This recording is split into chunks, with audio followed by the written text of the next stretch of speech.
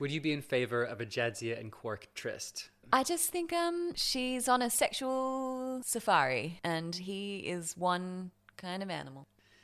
Well put. Yeah.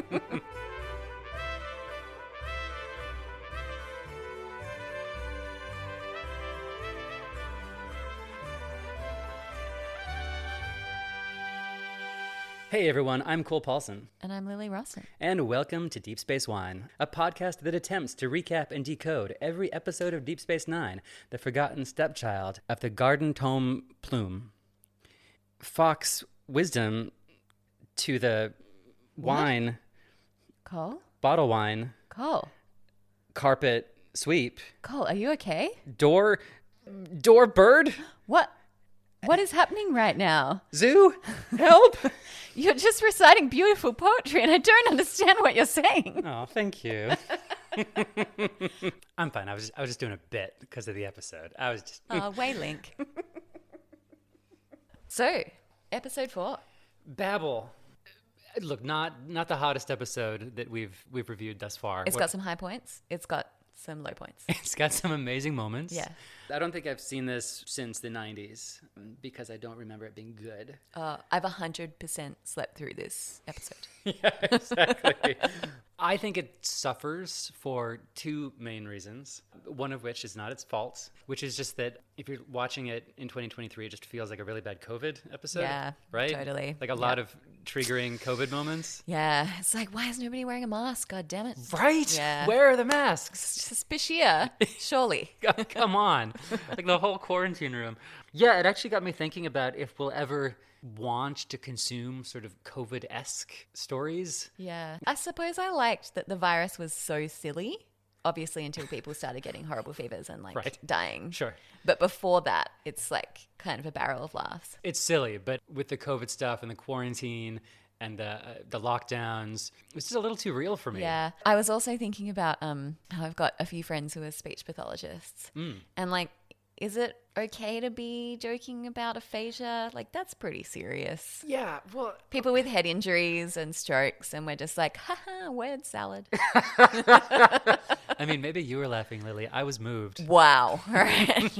Well, we'll see who's laughing later. Yeah, I mean, my other main complaint is just that I don't think there's any point to the aphasia. I don't think the episode was about aphasia. It was just about a virus. I mean, it could have been any virus. What matters is that people are getting eliminated. Because the actual plot was the people who weren't struck yet trying to find a cure. So it could have just as well been COVID or anything. Okay. I was comparing it unfavorably to that episode of Buffy, Hush, Yeah. where everyone in town loses their ability to talk. Amazing episode. Amazing. Yeah. The episode is all about finding different ways to communicate, and there's even this thesis about sometimes words get in the way and you can communicate more directly without them. I'm not sure BABEL had the layers that episode did. And also, is it called Babel because of how much horrible techno-babble there is in this episode? It's like the entire episode. It's horrible. I hated it. Okay, and speaking of the title, I didn't go too deep on this episode, but I did do a bit of a dive on the title and the Tower of Babel. Okay, great. Tell me. There's an oft-heard quote that almost all quotes are either from Shakespeare or the Bible. Yes. And so last week we had Shakespeare. This week, of course, we have the Tower of Babel. Yep.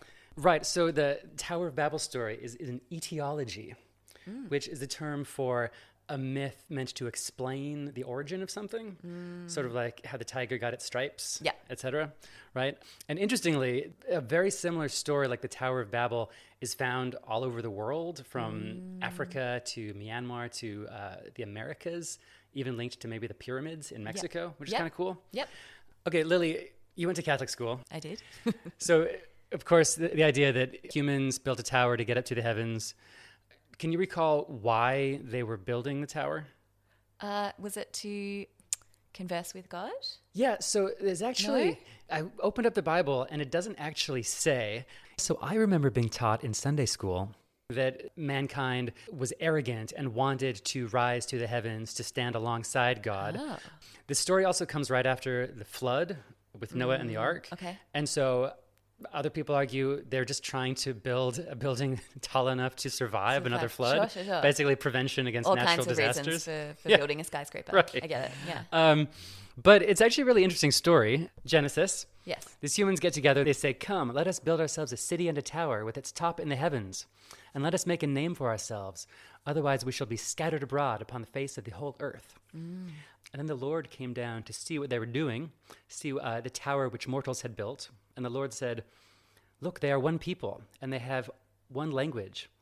And this is only the beginning of what they will do. Nothing that they propose to do now will be impossible for them. Come, let us go down and confuse their language." I don't know why he says, "Come, let us go." Like, I don't know who he's talking to.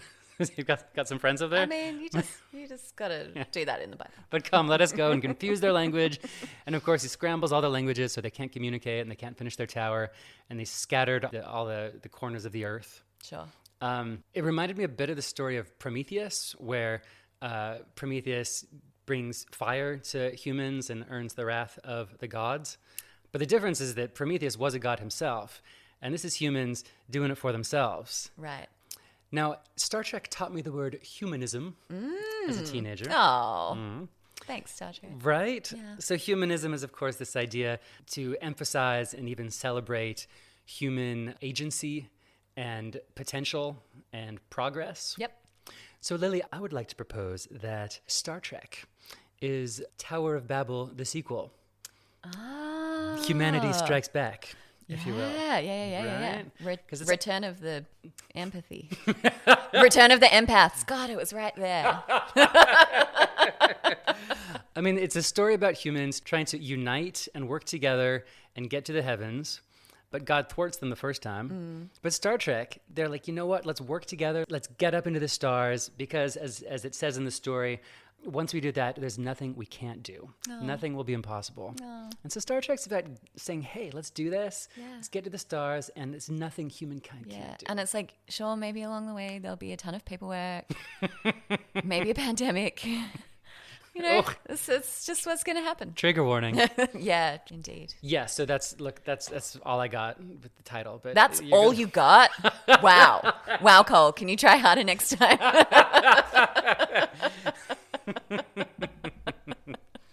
Can I launch into my argument? So you were into it. Look, I agree. It's not the strongest episode, but I do think it reveals some things. Ooh. Yeah. Tell me more. Well, I went a little bit Freudian on this. Fantastic. Yeah. Which I'm sure people have a basic understanding of Freud, but if you don't, Mine is very, very basic. I think most people's is pretty basic. I thought we It's weren't supposed to. Yes. All right. Let me get there. Do we still take him seriously? Tell me more. So I guess I was looking at this in a sort of Freudian psychoanalysis and literary symbolism, but with a huge caveat, which is that, as you were saying, Freud has been totally debunked and discredited as a science because he was a quack who did a whole bunch of cocaine. Really? He did Yeah, cocaine? so much cocaine. Well, now I'm ready to listen to it. Look, it All right. was kind of a time when people were like, is cocaine the miracle cure? And yes, it is for some things. But Is that not when this. Coca-Cola was around I'm too? not really When was Freud? Early 1900s? Yeah. Okay, yeah. But until like the 30s, he was around. And Okay. he kept going. Look, people have said, is the 20th century the Freudian century? Because of people's obsession with it. And they're Yeah, still yeah. obsessed with it to this day. Yeah. I thought we've moved on to the Myers-Briggs personality test. Sure, which has also been discredited. But yeah, so I actually found a really good article, New Yorker article called Why Freud Survives by Louis Menard. I don't know if that's how you pronounce it. So this was published August 21st, 2017, if anyone's interested. But yeah, in it, he talks about how Freud fudged data. He made unsubstantial claims. He took credit for other people's ideas, and sometimes he lied. And in 1975, the Nobel Prize-winning medical biologist Peter Medawar called psychoanalytic theory the most stupendous intellectual confidence trick of the 20th century. But people were really into it. And the main theories of psychoanalysis is basically about how we have conscious and unconscious desires. So that's sort of where I'm going with this. I'm going to sidestep the psychosexual stages, which are all batshit crazy. Okay. Look, maybe the Oedipus complex, castration anxiety, and definitely not penis envy is going to come in. Oh my gosh. But the thing with Freud is that it's been taken up with enthusiasm by literary criticism. And I think that's more where I wanted to go with it. So instead of a focus on the interpretation of dreams, it'll be more the unconscious symbolism of the aphasia. Whoa. Right? You're bringing it this It episode. was too tempting. And when I say I'll be doing it, I will open the floor to Cole and make him do it. Oh, great. Thus revealing his unconscious desires. Yeah, okay. So this has just become one big experiment. This is just like looking inside Cole's head. the ink blot test. Oh, Lord. Should I tell you a little bit about the wine for Oh, we tonight? haven't even cracked open the wine yet. Yeah. Well, okay, so in keeping with your sort of broad theme of linking Star Trek to what we're talking about rather than just the episode itself. Yes. Broadly linking things is what I'm trying to say. I picked a wine called Esoterico. And for those who don't know, maybe Cole can explain the meaning of the word esoteric. Well, it's a bit of an esoteric term. It is. Is it maybe what you'd describe this podcast as? I mean, I was listening to the last episode and I was like, oh shit, it's esoteric. Because we're talking about a TV show from 30 years ago by linking it to a play that was written 400 years ago. Yeah. That is Esoterico. It's pretty esoterico. And I suppose, yeah, look, if you want to go real basic on it, this episode is people talking about things that people don't understand. Right? Love it. Thanks. You did it. Great. Yep. I got there.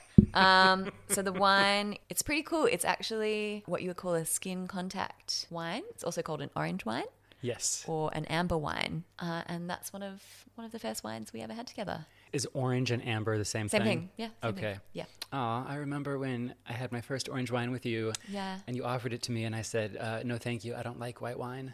And it created a huge awkward moment. Almost friendship over. There's a room full of wine aficionados, Yeah. and the room There's just a room went full of Psalms. silent. I told you it was a room full of sums too. Well, you did tell me they're all going to be rude about me not knowing what orange wine is, Well, now you know what sommeliers are like. Lesson learned. and I've never forgotten orange wine. Anyway, so this is a lovely orange wine, and it's from Unico Zelo. Unico Zelo, and it's from Riverland and Clare Valley, Clare Valley? South Australia. The soil type is ancient sandy limestone soils, and I've got some notes from the winemaker, and it's some pretty good copy, so I'm going to read the whole thing. Please. Okay. Crafting a pinpoint precise, squeaky clean wine is one of the most boring things we could possibly think of. We prefer embracing your inner creative and searching for more radical experiences. This has become one of our most cult-followed wines since we began. It's not exactly white wine nor red. Many call it amber wine, but we just call it Esoterico. We make no additions of any kind save for sulfur when we bottle the wine. There is no fining or filtration involved, with the wine allowed to clarify by gravity alone, resulting in a slight haze and sediment. This is one of the most enjoyable wines to craft, as there was no preconceived idea of what it must taste like. The chief driver is pure drinkability, a scrumptious quality, mouth-watering acidity, and say hello, tannins. It's a bohemian. Hello, at heart. tannins. Hi, tannins. And the variety is crazy. It's a mix of Zabebo, Gewürztraminer, Moscato, Giallo, Greco, Chardonnay. Holy. So it's going to be wild. It's going to be esoteric. I mean, you had me back when you said it was a cult following, much like DS9. Scrumptious, yeah. Much like DS9. I'm trying here. I love it. Should we drink it? Please, can we? We always get to this point. I'm I'm so like, thirsty. should we? Yeah. I'm just going to pour a little Gewürz. Thank you. Cheers. Cheers. Beautiful. Oh, hello, tannin. Oh my gosh. Hello, tannin. That's so good. It's good, huh? Yeah. Have you had this before? I think so. I never forget an orange wine. It's got a cult-like following. So, Yeah. Remind me what makes it an orange wine. So it's an orange wine when it's white grapes, but with the skins left on. Okay. So I think that's sort of what gives it the tannin quality as well. Yep. And changes the color. Love it. Yeah. More than just a fad. Orange wine. Yeah. Look, I think it's been done for a while before it was a fad. So we'll see. We'll see where it goes. Like decades before I'd heard of it. I think like as an ancient practice as well. Okay. Yeah. Like leave the skins on. Why not? Make a thought to take them fun off in the juice. first place. What are you doing? Make a little fruit juice that makes you feel good and then anxious later. The earliest known form of writing, do you know what it was? No, tell me. It's like a recipe for beer. Yeah, sure. Yeah. I believe it. Right? Yeah. I thought it was going to be a joke about a prostitute, but I'm glad you didn't go there. No, just alcohol. Yeah. Talk about sex later. But we won't because this is Star Trek. But will we? Because of Freud. Maybe I'll talk about sex without meaning to. Yeah, some Freudian sips. Thanks. I have to come clean. I did plan that one. Thank you. Great work. Thanks. All right, should we tee this up? Let's do it. So excited. Here we go. A Buffy demon is banging on the window of an airlock. And O'Brien tells him to save his energy, and his sleeves are already rolled up. Yeah, already hard at work. So he's working hard. By the way, did you catch that the very first shot is some people trapped in an airlock panicking? Yeah. A bit prescient, don't you think? Oh, he went there. So Captain Jahil has been waiting 2 days for O'Brien to fix his antimatter flow converter. Ugh. Come on, O'Brien. Captain Jahil has some amazing statement facial hair, and he's unimpressed with O'Brien's excuses. And I wrote that he has all the charisma of an Ugg boot. Oh, yeah, and he kind of looks like one too. Yeah, bit of a sad sack. He has a shipment of tan sashia. Am I saying that right? I have no idea. What is it? I don't know. Something that's going to spoil. And it needs to be delivered before it spoils. O'Brien does not have good customer service skills, and he yells at the guy that the best he can do is by the end of the day. To which Captain Jahil says, "Your best, Mr. O'Brien, hardly seems good enough. Serving strong facial hair and sig burns." That's just how we do as a little Ugg boot. And then Dax calms O'Brien. There's a problem at the lab, and O'Brien is already fed up with this day. He has had enough. But he has to keep going, and he's got a little toolbox briefcase, and I'm wondering if this is the first time we've seen it. But I love it. You like his accessory? As an accessory, great form and function. Yeah, That's I feel like the O'Brien action figure would come with his little toolkit. So Dax has got some whirring noises happening in the lab. O'Brien shorts out the lights and then wisecracks, "Anything else I can do for you?" And Dax loves it because she's in a good mood this episode. Always is. Meanwhile, Kira is mad about the navigational computer glitching, which hasn't worked reliably for 3 days. O'Brien emerges from under the floor and seems to have fixed it. He is all tuckered out. Kira says he could use some sleep, but that's not going to happen anytime soon, or is it? And then, oh no, Sisko's coffee isn't up to scratch, and he chews out O'Brien for not fixing the replicators. The way he reacts to the horrible coffee. Yeah. Shakespearean trained actor. Right, yeah. It's like a cat who's just had a hairball. Yeah, it's like a spit up. Yeah. Yeah. Squawks. Yeah, it's great. And just yells at O'Brien. And then O'Brien is really shitty and sarcastic. And Sisko's all like, "What did I say? What did I do?" Yeah, this opening really is the beginning of the passion of the O'Brien, right? Mm-hmm. If there's anything that's constant in the universe, it's Tax's death and O'Brien's suffering. Yeah, and people being really ungrateful. So now he's like underneath some glowy wires, and O'Brien does some mean impressions of all the crew, and they were asking for it because they were being so rude. They deserve it. Yeah. And then he wishes that he was somewhere without people because no people, no complaints. And he crawls out from under the replicator. It glitches. He tests it with his probe thermometer. Hot coffee, black, double sweet, which I assume is Sisko's order. I thought it was his. Right. Okay. Oh, actually. Yeah, tell me. Actually, O'Brien's coffee order comes back in season 2, and it is a pivotal plot point in a season 2 episode. Oh my God, and you heard it here first. 2 sugars. So the coffee seems to be up to scratch, but there is some sinister music and a close-up on a weird bit of gear inside the replicator, suggesting otherwise. Opening credits. Like literally the cliffhanger to the trailer is there's some technology on top of some other technology. It's like, oh, that is one scary-looking Tamagotchi. It's a scary-looking Wi-Fi router. That's when you know it's just going to be a winner of an episode, when we got some technology. Yeah. I knew we were in for some fun, and we are. I read a review. Someone said they wished this episode had just been O'Brien going around fixing stuff for 40 minutes. I mean, that might have actually been more fun. That was pretty fun. You love to go along for the ride with him. You do. And he is sarcastic and bitter and fun. Yeah. We love that. I do love when people complain about things. So then we're at Quark's, and it's our favorite best friends club. Oh, yeah. Yeah. Odo is rousing Quark because the bar is empty. For 3 days it's been like this. And Odo's all like, ooh, you might close down. And it's very yuck, which is a classic exchange, the subtext of which is, you like having me around. Okay. You ready for some intertextuality? Great. Odo and Quark get a lot of time in this episode.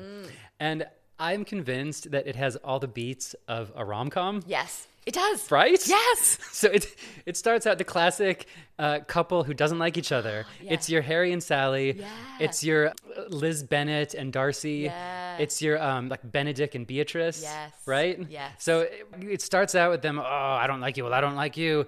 But then Yeah. Odo comes to Quark's rescue. Turns out he actually might care. It's like the thing about Ferengi and shapeshifters is they can never be friends because one of them always wants to sleep with the other. I don't know. I was trying to do a When Harry Met Sally bit. I know you don't like that movie, Okay, but it is sorry. a bit. You were looking for the joke. If you had thrown a Much Ado About Nothing reference at me, I would have got it. I'm sorry. I tried to not dumb it down for you too much. So then there's some Colian stew, which isn't up to scratch. A spiky chin guy is really mad about it, and he forces Quark to eat it. Yeah, lots of disgruntled Buffy demons in this episode. Super disgruntled. Quark spits it out, and the guy is like trying to make Quark eat more. But his best buddy Odo moves Spiky Chin along. And then he says, well, another satisfied customer. Ooh. Yeah, maybe it's more like a sitcom. Oh, I mean, but what he's actually saying is like, maybe I care. It's there. Beat It's there. one. Yep. It's there. So it turns out Colian's do no good because the replicators are acting up. And just quickly, as a little digression, I would like Cole to tell everyone about what his job is. My job. And how it forecasts that in the future my job won't exist. I think you are hinting at my work doing some sustainability advising. Sure, yeah. And helping businesses reduce their emissions and be future fit to eliminate waste and carbon Wasteful footprints. things like chefs. Def- And replace us all with cafes called the Replimat. Thanks, Cole. The future is bright. So Odo drops a bomb that the replicators on the command level are working, and then rouses him some more about how there's no telling how long O'Brien will take to fix Quark's. And this gets Quark's criminal mind working, and he does some tube switching to gain access to command level schematics. Oh, you dastardly Quark, trying to feed your patrons. What a low-down dirty dog, just trying to have a hospitality venue that runs. You are a criminal mastermind. But also, his entire restaurant is just replicating stuff. And if there's replicators in all the quarters, why do you need to go to a restaurant? For the sexy underboob and gambling. Okay, I forgot the underboob. I take my question back. Yeah. All right, sorry. He's a legitimate businessman, just trying to make it work. He's just trying to get by. Meanwhile, back on the command center, O'Brien gets a gold star from Cisco for his replicated coffee. But what's this? The chief has a temperature. Cisco sends his regards to Keiko and says that Jake is very fond of her. O'Brien replies, she's flower units about the lad herself. What? O'Brien realizes that what he says doesn't make any sense, but passes it off, but looks confused. Something is amiss. She's flower units about the lad herself. Does O'Brien think of everything in units? And so it begins. And so it begins. On the promenade, Dax explains to Kira that she enjoys being ogled. She'd forgotten what it's like to be a woman because she hasn't been one for 80 years. Gross. Was this episode written by a man? Probably. Okay, I wish we could just talk about this scene for the whole podcast. I mean, this is third wave feminism versus second wave feminism, discussion of the male gaze, but it's just a passing comment. I guess it's just, it's hard in the wake of the episode where Bashir is sort of monstering her and she's trying to get rid of him. So yeah, I guess I find it difficult to hold these two things in a nuanced way. I also don't like being ogled, so. Unless it's by you, Cole. Our listeners can't tell, but I'm ogling you right now. Yeah, thanks. Feels good. Yeah, I was just glad to see a spark of the Jedzia we all know and love. Oh, yeah, in this episode. Yeah. Yeah, so Quark sees Dax and Kira and invites them to a little party.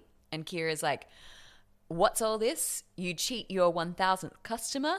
And it's told in the tone of a joke, I guess. And she's very bad at jokes. And Quark notices this and he says, who says Bajorans don't have a sense of humour? And then Kira tries to prove them all wrong with some terrible gags throughout this whole episode. And it's very upsetting. But yeah, so it's a celebration of the repair of the bar's replicator, and he offers them some double whipped Idanian spice pudding because nothing is sexier than pudding. Cake, but wet and steamed. You don't like pudding? Pudding's fine, but it ain't sexy. Like pudding is like what your grandma makes you on a winter night to like fatten you up. I think you're having the wrong kind of pudding. Oh, are you thinking of like American pudding, which is like yogurty, custardy? Yeah, jiggles. Okay. Yeah, Americans do pudding right. Yeah, you call that pudding, but that's not pudding to me. Pudding is like the British kind of like steamed. It seems what we have here is a failure to speak the same language. Yeah, okay. Which is just what this episode is You're getting right. at. You're right. How do we even make this podcast work? How are we going to get through this? Yeah. Maybe what we have in common is more than our differences. Let's find out. Let's see how this episode ends. Sure. So anyway, Kira declines the pudding, but Dax gives a naughty little smile and enters. And Quark is thrilled. And then my question is, do you think they smashed during the series? Whoa. Well, you just took that from 0 to 100. Did Jadzia and Quark? Yeah. I think Quark is still left wanting by the end of the series, no? I think that sort of in the middle seasons, there's an implication that they've fooled around. Fascinating. Yeah. I'm going to keep an eye out for that. Yeah. I wouldn't put Stay it past tuned. her. Yeah. She's an open-minded person. Girl is down to clown. She is. Yeah. Would you be in favor of a Jadzia and Quark tryst? I just think she's on a sexual safari and he is one kind of animal. Well put. Yeah. Back at Ops, O'Brien is looking rough and Kira mentions her concern, then teases O'Brien by pretending that number 3 turbo lift has broken down again. Lol. O'Brien looks so mad, then she says she's joking because when she jokes, she has to tell people she's joking. Classic Kira. And then O'Brien says, Major, Lark's true pepper. I assume meaning joking is bad spicy. Joking is bad spicy? What? Lark's true pepper. Thank you. Oh, this is going to be a long episode. This is because this episode has nothing. I just have to wrap my head around it. Okay, I'm ready. You need to be ready for all of the word salad. My research told me that the screenwriter for this was very careful with his drafting of the words. His focus was on making sure they had a rhythm or an iambic pentameter. Yeah. So Shakespeare and Star Trek, eat your heart out. Oh my God. This is it right here. I feel you, unnamed writer. So yeah, this begins my journey of analysing the different meanings behind everyone's word salad. He says, let birds go further loose maybe. He feels trapped. Ooh. Shout easy play. He's in trouble. He's in trouble. Round the turbulent quick. And I feel like this is just him trying to say something about the turbo lifts because they're always on his mind. Yep. Kira says he's not making any sense. He looks even more bemused than usual. Kira shakes her head. Ankle, try, sound, reset, gleaming, which I think is all about fixing things again. And dinner to bug, which, I don't know. You tell me. Well, dinner to bug sounds like every dinner he has with Keiko. Oh, shit. They are miserable. O'Brien starts to back away. Kira says, Chief, wait. O'Brien says, when? And then he runs to the turbo lift. Iconic. Then we cut to Bashir doing some neural scanning. All of O'Brien's brain functions are within normal parameters. Bashir is perturbed and calls over the nurse. Cole, do you have anything to say about this nurse? Oh, she is famously also known as Kelly's mother on 90210. She's the Bajoran nurse, and she's Kelly's mom in Beverly Hills. She really made it in the 90s. She took the money when she could get it. Yeah, I'm happy for her. What are your thoughts on her sort of mustard yellow and purple nursing outfit? I like it. And is that what all the nurses wear? Yeah. I like it. It's a really bold, like, the command is red, security is beige, and then medical is bright yellow and purple. Yeah, maybe it's to like cover all the like gross bodily functions that happen. So like all the pus and phlegm and blood gets on the purple mustard tunic. Yeah, and you're sort of like, is that phlegm or just a badly designed? And it's both. Yeah. Yeah. I think you cracked it. So they pull up O'Brien's history, but then O'Brien quickly jots down on his iPad a beautiful poem. Okay, and I actually do think I have a theory. Yes. I think this is not a result of aphasia, but he was actually just handing Bashir his collection of really poorly written war fiction. Oh, can I read you the thing in its entirety? Excuse me, yes. Yeah, okay. Flame, the dark true. Saltway link, complete strike, limits victory. Frosted wake, simple hesitation. Snaps. Right? Powerful. Gorgeous. Gorgeous. Bashir, he can't decipher it, but I believe you have. It's his war fanfics. Well, I think it's his war fan fiction. Yeah, because the guy is still working through the psychological scars of the Cardassian War. Yeah. Complete strike. Limits victory. Simple hesitation. Flame the dark true. Yeah. Well, either way, I love it. And then, so Bashir can't work this out. And then he yells at him, "Way Link," which is so engineering. And it's also, coincidentally, my new favorite catchphrase. What does it mean? I don't know. Way Link. Way like, Link. Piece it together, you dummies. So that's the context in which I'll be using it. So next time you have a deep thought and I just don't understand where you're going. I'm going to encourage you by yelling, "Way Link." Noted. Bashir explains to Kira that it's some kind of aphasia, the oral and visual stimuli incorrectly processed by the brain. So O'Brien is incapable of expressing himself or understanding others. And then the scene finishes with O'Brien's refrain of his beautiful poem, Simple Hesitation. Simple hesitation. Yeah. Frosted wake. Yeah. Thoughts? I'm a sucker for beautiful spoken word. Yeah, iambic pentameter. I felt it. Right? Yeah. Ah. Yeah. All right, I'm going to have some more wine. I think the only way to get through this is to keep drinking this wine. What are you talking about? I'm having the time of my life. Thank you. Whew. Esoterico. So following on from this, Bashir has briefed Sisko, who has some questions. Dax correctly asks whether it isn't usually associated with head trauma. Way Link, guys. That's all right. Call back straight away. But there's no evidence of this in his history. And also there's no medical precedent for what's happening. And Bashir has no theories, to which Sisko says, "Find one." He actually says, "Find one." Find one. He kind of sings it. Yeah. Sorry. Wow. I missed the intonation on that one. Sisko tells Dax to take over O'Brien's duties. But Dax has come over all sweaty and maybe about to spout some poetry. Ooh, get ready, everyone. Foolish assembled regal control weather. Shit. And then everyone stares at each other like they're in a telenovela. It's great. It's a great scene. But immediately her word salad has a different flavor to O'Brien's. What does it mean? Foolish assembled regal. Control weather. She's a person who normally likes to be in control, and she feels foolish without her speaking faculties. Assembled regal is The senior staff. Senior staff, yeah. Control weather. She's also, trying to work out what's happening. But yet it has a nice flow and soft consonants as opposed to O'Brien's, which is sort of a little bit shorter and sharper. This is a little better at this aphasia thing. Yeah, she is. Bashir is then developing a theory. There is no such thing as spontaneous development of aphasia, so it must be a disease. And then he finds a little virus, and it looks like a little broccoli. And then there's a really funny bit where they talk about looking at a tricorder and working out what that is based on visual stimuli. And then Sisko says, "So I'd see a tricorder and say something ridiculous like window." That's ridiculous, Sisko. You crazy, Sisko. Crazy. Get out of town. But then, the nurse brings in more aphasic patients. And there's a random male ensign who yells, "Away tunnel, back garden."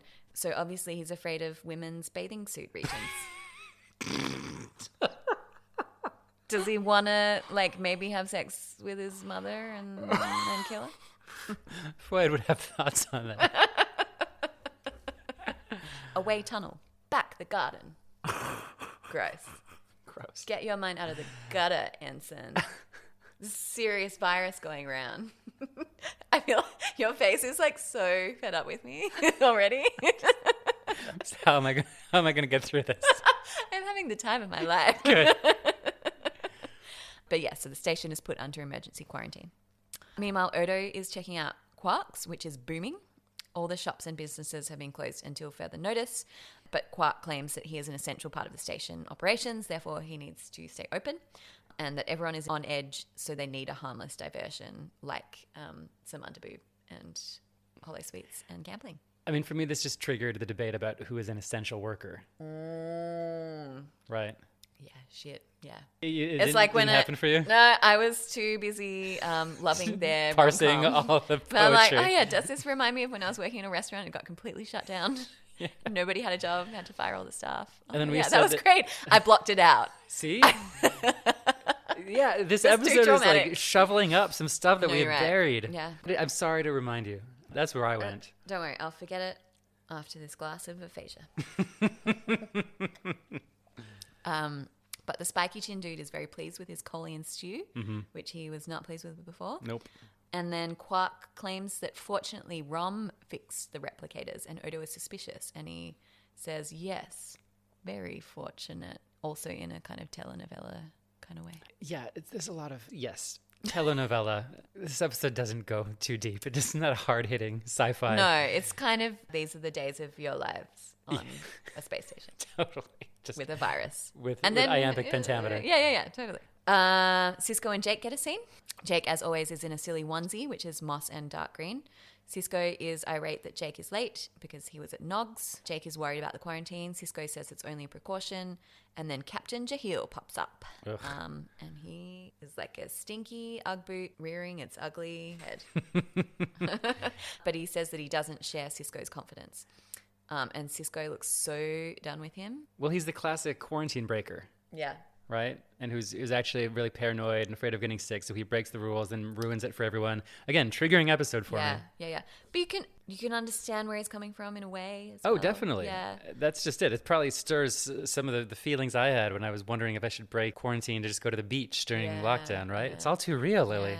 Yeah, okay. I hear you. Sorry, this is just entertainment. It's funny. It's a telenovela. It's fine. I'm fine. Laugh at the aphasia. So he requests permission to leave the station. Request denied. But his whole cargo will be ruined, which sucks for him. But then Cisco sends him on his way. And I've written, Jahil expresses fear of a pandemic. Same, bro, same. But no one can leave until there is a cure. So we're on to another amazing scene. Quark is sneaking around with a funky-looking trolley. I do love this scene. Yeah. He's in the commander's quarters, and he's replicating things one at a time, one cocktail at a time. Seems to make sense. And he asked for a Ferengi Starduster, which sounds like a name for cocaine, and it looks pink and fun. But wait, the trolley is actually Odo. Who would have ever known that could be a thing that happens in Star Trek? Yeah, it turns out he can't do noses, but he can do like wheels and axles. Yeah. Very dubious, but well done, Odo. You got me. You fooled me. Yeah. And it's funny because Quark barely reacts except to say, I thought the front wheels were sticking a bit, which is very lol. I loved that. Yeah, it's so good. And Odo says that what he's doing is a crime and he could have just asked. But there is an old Ferengi saying, never ask when you can take. And how did Odo figure it out? You claim Rom fixed your replicators. Rom's an idiot. He couldn't fix a straw if it was bent. It's great. Love it. See, that's the Rom we all know and love. And that's the witty repartee we all know and love. Odo and Quark. See, Odo's just inventing excuses to follow Quark around. It's almost like old school rom-coms. It's like The Apartment or something. Yes. Yeah, with a dark flavor to it. It's also funny that this whole joke is about how Rom's an idiot engineer, which is what we all think. ... But is he? All we know of him at this point is that he was really mean to Keiko. Right. These characters, they all go on journeys. They do. Right? Particularly Rom. He makes an about face. Rom. Meanwhile, Bashir is explaining to Cisco and Kira that the virus is being ingested. J'accuse the replimat. Cisco says to shut down the replicators to maybe limit the contamination, and then Odo pops up to explain what Quark has been doing. Bashir freaks out and works out that the virus is now present in the air. This is triggering. Now the whole station is infected. Then we're on Cisco's station log, and nearly 60% of DS9 have the aphasia. Kira is checking out the inside of the replicator and finds some sneaky Tamagotchi technology. She finds that Wi-Fi router. She does. Kira hypothesizes that it's Cardassian sabotage. Bashir asks Cisco down to the infirmary because Jake is sick. Poor Jaco. And Jake's poetry is terrible. Wait. This is the one I actually liked. Left became better control, entire hope. It's a haiku about today's political climate. Left become better. Control entire hope. Yeah. I just feel like you're giving a lot of credence to Jake. You parsed O'Brien and Jadzia, and then you don't give It's Jake Jake. the time of day? It's Jake. You didn't even give him a chance. I wrote boo. You just hate the messenger. I do. Yeah, the left should become better.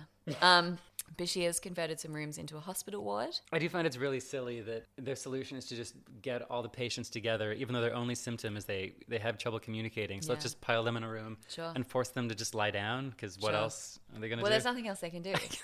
I guess it was like the beginning of the pandemic. Yeah. Quark is speaking some pigeon aphasia English, trying to get money off someone, which is pretty funny. Yeah, I liked it. And he says that the Ferengi immune system is very strong, which we'll find out that maybe it is. You gold. Oh, me. Yeah. Back to Bashir and Sisko. The virus is synthetic, but it's not Cardassian in nature. The Bajorans made it as a terrorist plot. Ugh. And then we realized that this is another Bajoran episode. Like the entire first season. This is the third episode in a row where the antagonist is Bajoran. Yeah. It's not compelling. Look, I think this is why I struggled with this series to begin with, because it was a lot of Bajorans. Totally fair. Yeah. Then we're with Kira, Odo, and Sisko, where they're talking about how the technology is from 18 years ago when the station was built. And Odo points out that this was before he was station security. He's like on the defensive. He's very proud, isn't he? He would not have let that Tamagotchi in. I would not let someone put a Tamagotchi in my replicators. No way, Jose. Who created it? Kira has to find out. And they hope that the person who created it remembers the antidote, assuming that they ever made one. Yeah, a little nod to the chaos of war. We don't always plan the antidotes to our chemical warfare bombs, do we? Yeah, right? I mean, we should. Meanwhile, Kira is questioning a Bajoran underground member who points to someone called Dakon Elik, who is in a Cardassian prison as of 9 years ago. Do you like her updo hair? Oh, I love it. Oh, do I? It's not fashion forward. It's a bit hectic. It's a little busy. Not in the good way either. No. And then Kira says, "Think, Gayless, this is important," which is really rude. Back in the infirmary She's with acting. Back in the infirmary with Jake, he says, "Roll, linger, when, life." And admittedly, this is a nice little poem about death. I mean, Kelly's mom from 90210 is like, "What is it, Lassie? Has O'Brien fallen down the well?" He has. Oh, and he has. And Dax says, "Other support, strong, courage." Oh. Open, way long. Yeah. And then, Jake says, "Open, way long." And I hate him.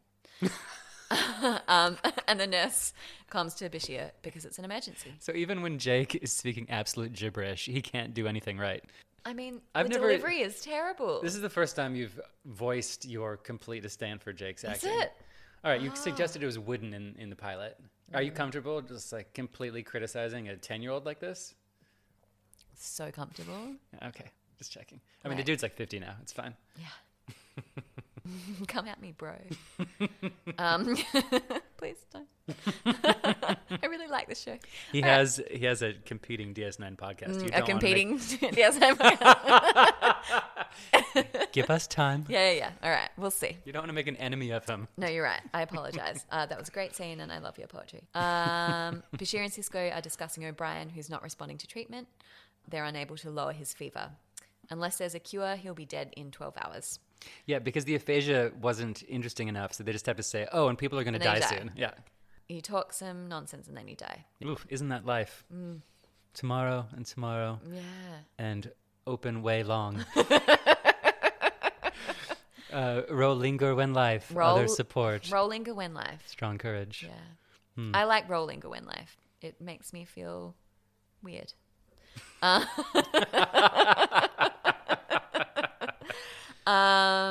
And then Sisko's all, "Have you made any progress?" Which he hasn't.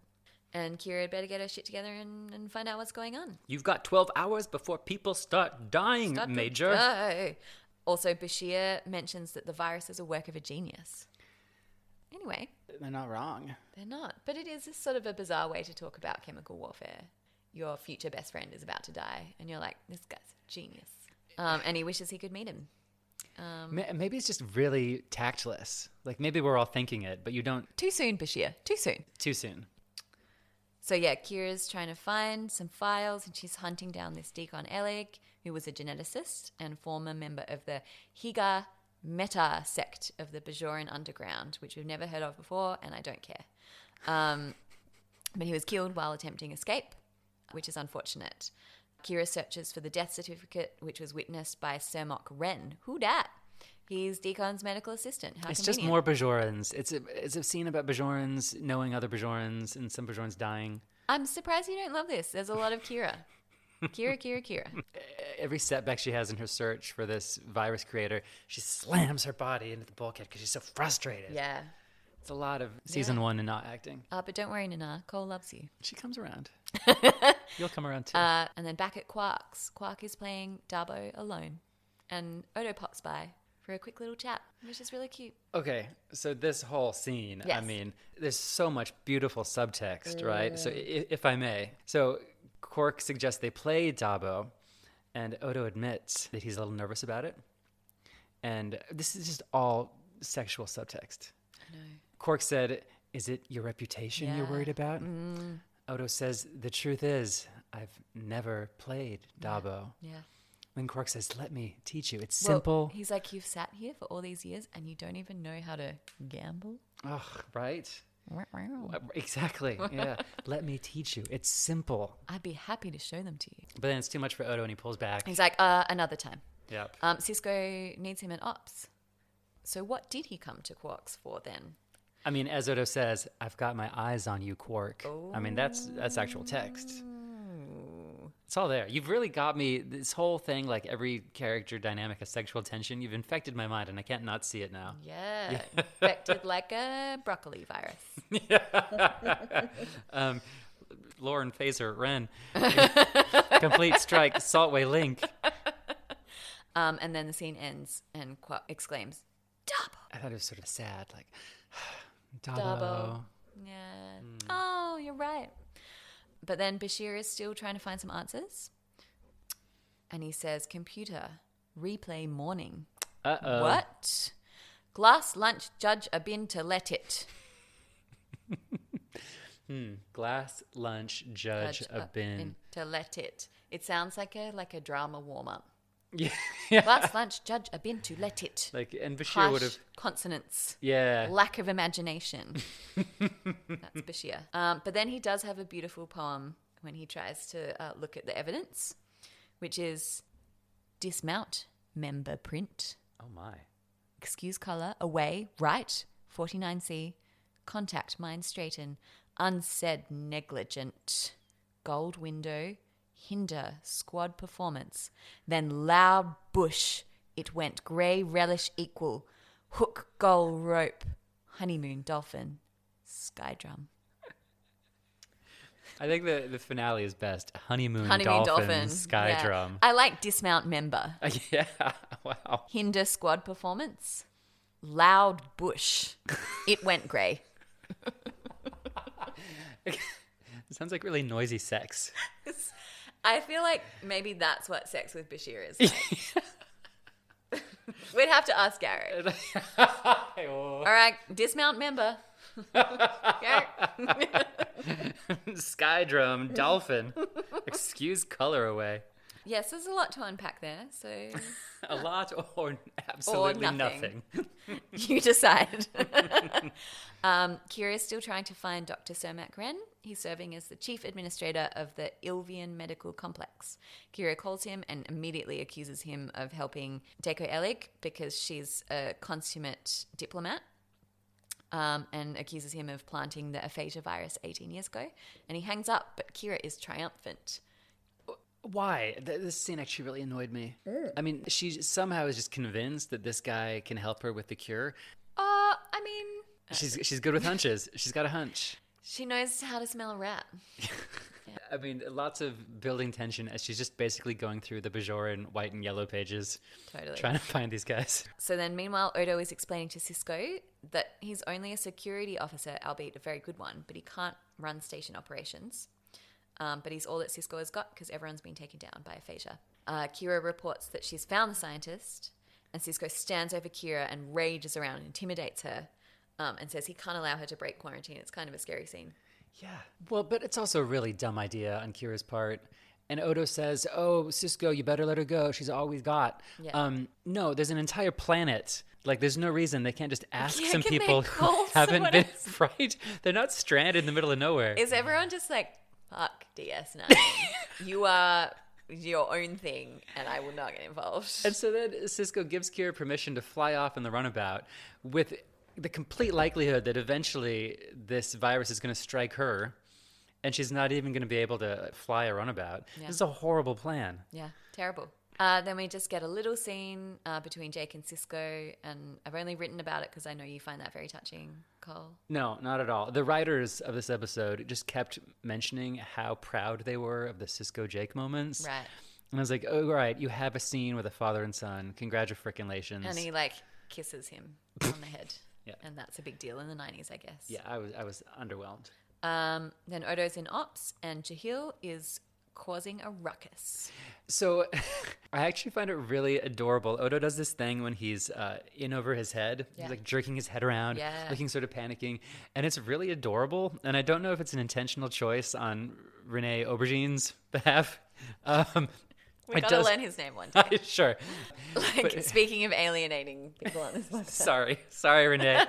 I mean, it makes him really endearing and classic rom-com. Like, you think he's this gruff, tough guy, but Darcy is a little teddy bear inside. He's like a fish out of water. Oh, Right. no. Oh, adorable. Oh, shucks. I do love Panicked Odo. There's just something Yeah. very endearing about it. It is, yeah. So, yeah, there's a whole thing where, like, Jahil is trying to leave, but they don't want him to leave, obviously, because he's probably infected. And then there's, like, these mooring clamps that aren't going to be released, and then they're going to rip the ship apart, but Jahil won't hear a bar of it. And there's too much stress on the mooring clamps, and they aren't retracting. And where is O'Brien to fix this? He's in a coma. Jahil does some good Star Trek shaky turbulence acting, and his ship is going to explode. Dun, dun, dun. And take the docking bay with it. And this is probably what people do when they're afraid, as we were discussing. Some people. People broke quarantine and did really dumb stuff Yeah, during COVID. they did. This is true to life, friends. They didn't Yeah. almost rip off half of the docking ring, but it's a metaphor. Yeah, it's a metaphor. Symbolism. About COVID lockdown. This episode was prescient. I really like that word, prescient, this Prescient. episode. Yeah. Am I pronouncing it right? Yeah, you are. Yeah, it didn't know, but it foreshadowed some things. And then Kira is circling around Bajor, and she does a little switcheroo and beams Dr. Cermak aboard. And he's in a horrible booklet grey suit, which is terrible. And he's livid about this. So they're not getting a response from Jahil, and the ship is on fire. But Cisco is getting aphasia. Wait, that's actually my favorite line of the whole episode, where they cut to Jahil's ship, and it's just a sea of flames. And Odo's like, his fire control systems don't appear to be working. Classic. Oh, yeah. And then another prescient thing that happens is Cisco makes a call out to anyone not sick to come to ops and help. Right. And then Odo suggests exploding the mooring clamps, but they have to do it manually. But Cisco is too sick to do it, and then he gets hit with some word salad. And he says, "You can cross barrels, all job appalled. Bread, the arrive, seen earlier." I did actually try to parse this one. Did you? Great. Yes. Tell me. You're not alone here. I mean, all job appalled, like, never in my career as a Starfleet officer has something as wild as this happened to me. I am appalled and bewildered. Yeah. I went further. Okay, ready. Bread on the table, your family table, your family, who the head of which is a chef. Is this about? Gourmet chef. Sorry, apologies. Is this about his dad? Bread. The arrive seen earlier. Seen earlier. Oh, he's going back to You can cross barrels. little baby Benjamin. Yeah. Ugh. Okay. I think you cracked it. Thanks. And then Odo's response is just, oh, I see. I see. I see. He is not reading into it like we are. Back to Kira and Cermak. He threatens Kira with the rest of her life in Kran Tobel prison. And she's like, fine, I'll go to your prison, but first we need your help. The virus is spreading through the station, and he claims he wasn't responsible. He was just an assistant. It's not my fault. It's not my section, chef. But she says she's not looking to place any blame. I am not looking to place blame. That's a good nana. Thank you. You're getting it. And he doesn't know of any antidote and he sympathizes but can't help. But she's all, how about helping yourself while breathing on him? And says that he's infected. I thought this was actually really messed up. I mean, maybe Kira should go to jail for infecting someone. On purpose. She still didn't know if he had anything to do with it or if he could find an antidote. Yeah. And she just infects this dude with a disease that's going to make him die in 24 hours. Hey, she gives him a reason to try. It's It's messed morally up. messed up. Yeah. Hey, she was a terrorist. What do we expect of her? She could have just tried a little harder to ask for his help. She could have said, She's please. not a diplomat. Yeah, Like, she's not a diplomat. She might be the Federation's dance instructor. But she's not a diplomat. Great callback. Thank you. Yeah, Cisco could have done this in 5 minutes. Oh, yeah. Convinced No, what's for his sure. name, He would Samak. have he would have taken out some bargaining chips. He would not have kidnapped someone and breathed on him. Yeah. No, Completely it's agree. really fucked up. You're right. And then we have another great scene with Odo. He calls for help in ops, and Best Friends Club shows up. Best Friends Club. See, this is the grand finale where Quark, after Odo went to his rescue in their first scene, Quark now gets to come to Odo's rescue Yeah, I got you back. and declare his love in return. He does manage to haggle over the price, though. Of course. He says, no, we'll haggle later. This is important. And then he says he's going to beam Odo to fix the whatevers, and that he worked on a freighter for 8 years. And then as Odo gets into the transporter, he's like, yeah, I witnessed this procedure 100 times. And Odo's like, what? Witnessed. And then Quark's like, energizing. And it's very funny. That little rascal. Yeah, They it was just actually have pretty fun, funny. don't they? Yeah. And Quark is just stoked with that and how that happened. And then Kira comes back and she requests clearance, and Quark responds, and Kira hates it. I mean, I will say that Quark running ops is just some crappy season 1 nonsense. It's a little cringe, to be honest. But also, it's a pandemic, and people did crazy things they didn't think they would do. It's all there. It's It's there. a prescient episode. It is. It's so prescient. And then we've got a whole bunch of very fast scenes in succession. Somak is on the station and he does some basic research. And Kira says, if you need me, use this string impact. What? Lot show red intense, which is her. I did exactly. She is lot show red intense. I totally got that one. There's no unconscious. There's no subtext. That is her. It's in a like line. in the series Bible, Kira Nerys is lot show red intense. Yeah. Yeah.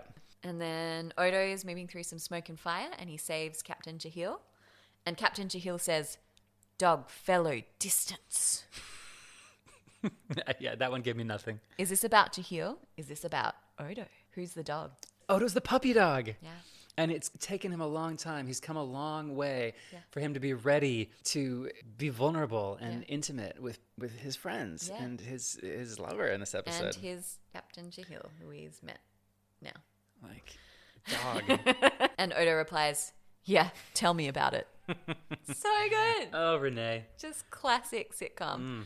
And then Quark says the ship will explode in 1 minute.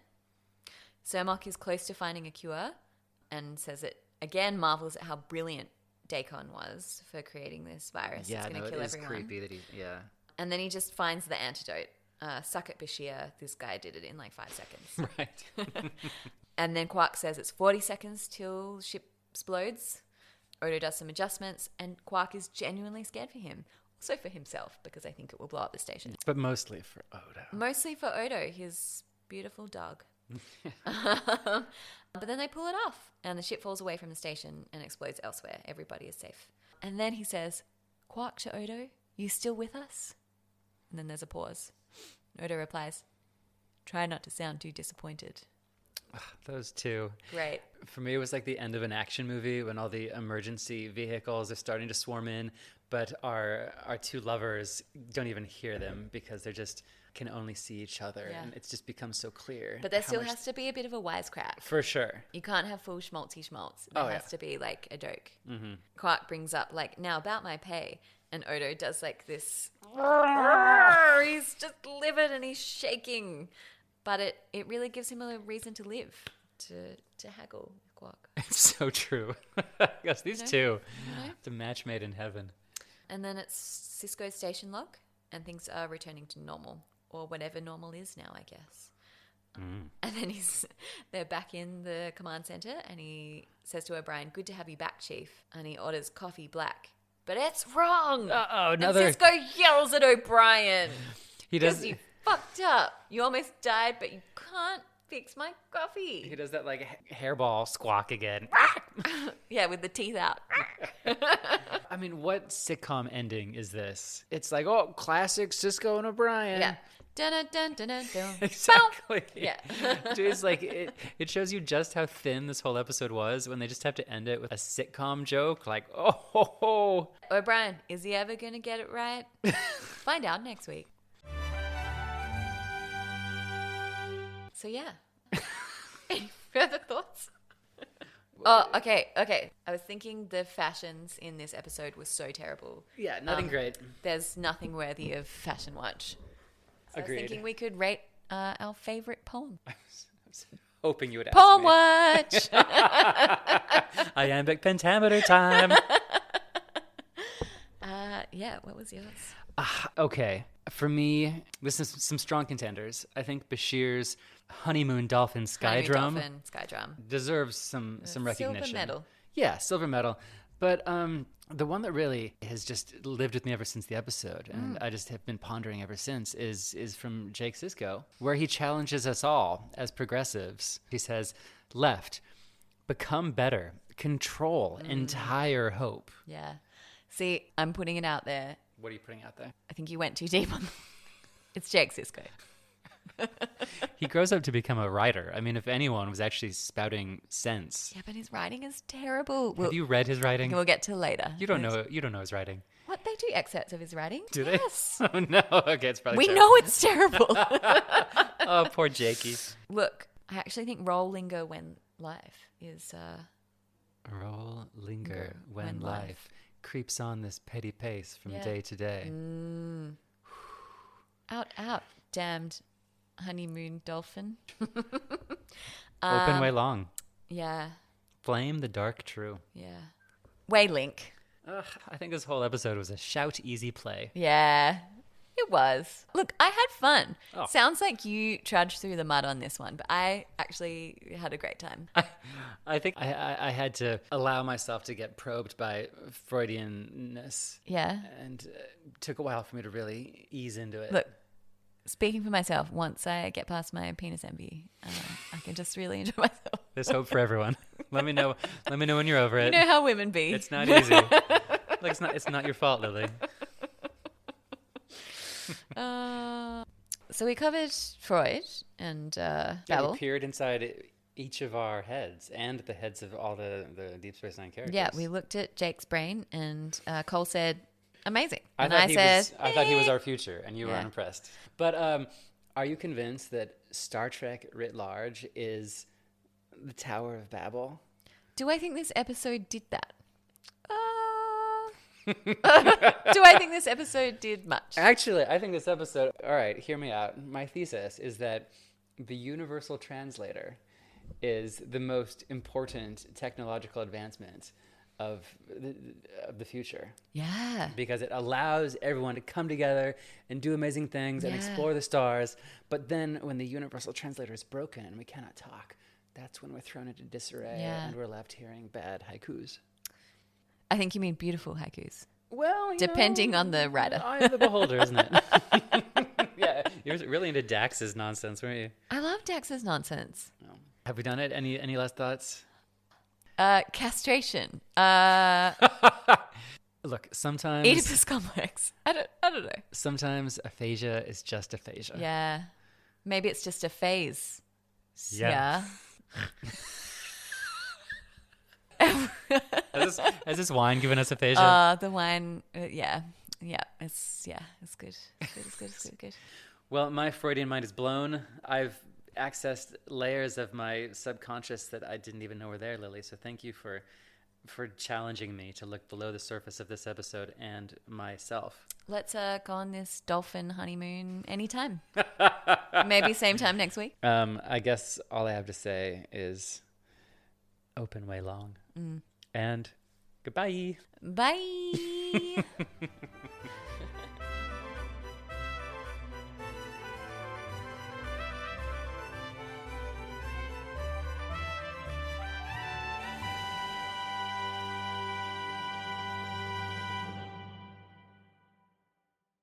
Deep Space Wine is hosted by Lily Rawson and myself, Cole Paulson.